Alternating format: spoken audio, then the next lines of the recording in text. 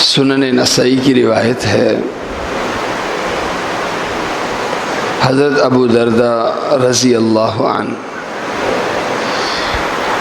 کی خدمت میں کچھ لوگ آئے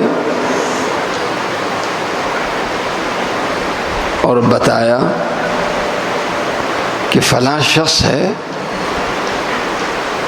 اس نے اللہ کے راستے میں کافی سارے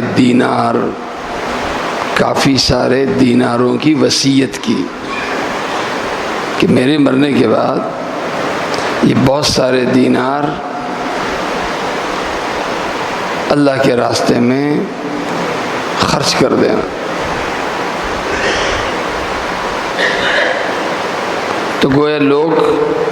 اس کی اس وصیت پر رش کر رہے تھے کہ اتنا بڑا کام کیا ہے۔ اس پر حضرت ابو درداء رضی اللہ عنہ نے فرمایا، سمعت رسول اللہ صلی اللہ علیہ وسلم مثل الذی یوصی ویتصدق عند موتہ مثل الذی یتصدق بعد ما یشبع۔ حضرت ابو درداء رضی اللہ عنہ نے فرمایا کہ میں نے پیغمبر پاک صلی اللہ علیہ وسلم کو فرماتے سنا ہے کہ آپ نے فرمایا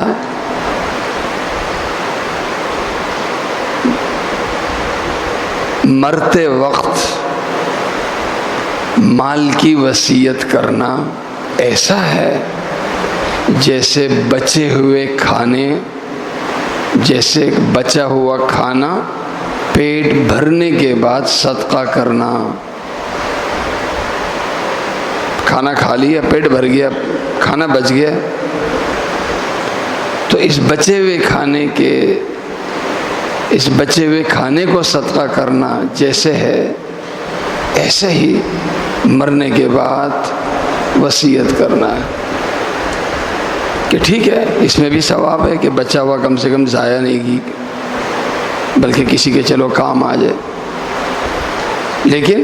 مجھ سے بچ گیا، میری ضرورت نہیں رہی، اس لیے میں صدقہ کر رہا ہوں، یا تو ضائع کروں گا اور یا کسی کے نام کروں گا، تو بچ گیا ہے تو میں نے کسی سے کہا جی تو کھا لے۔ فرمایا یہی حیثیت وصیت کی۔ اس حدیث کے ذریعے جو ہمیں تصور دیا جا رہا ہے وہ یہ ہے کہ اصل مرنے کے بعد وصیت کرنا اس میں بھی ثواب ہے، لیکن اصل یہ کہ انسان اپنی زندگی میں صدقہ کر دے، اور زندگی میں صدقہ کے ڈر ہو کہ دیکھو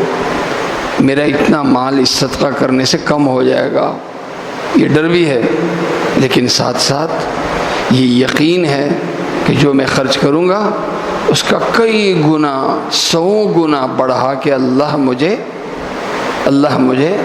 اس کا بدلہ دے گا، اور جو کچھ میں خرچ کر رہا ہوں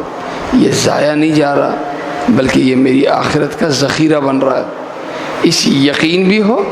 اور ساتھ ساتھ ضرورت بھی ہو، پھر بندہ زندگی میں صدقہ کرے، یہ کہیں زیادہ ثواب رکھتا ہے بنسبت اس کے کہ انسان یہ کہے کہ چلو جی جب تک میں جی رہا ہوں میں کچھ نہیں کروں گا، جب مرنے کے بعد ہوگا تو میں اتنے پیسے جو ہے وہ اللہ کے راستے میں وقف کر دوں گا، وصیت کر دوں گا۔ اگرچہ ثواب یہ بھی رکھتا ہے لیکن اس کا ثواب کہیں کم ہے زندگی میں صدقہ کرنے کے مقابلے میں۔ اللہ تعالیٰ مجھے اور آپ سب کو عمل کرنے کی توفیق عطا فرمائے۔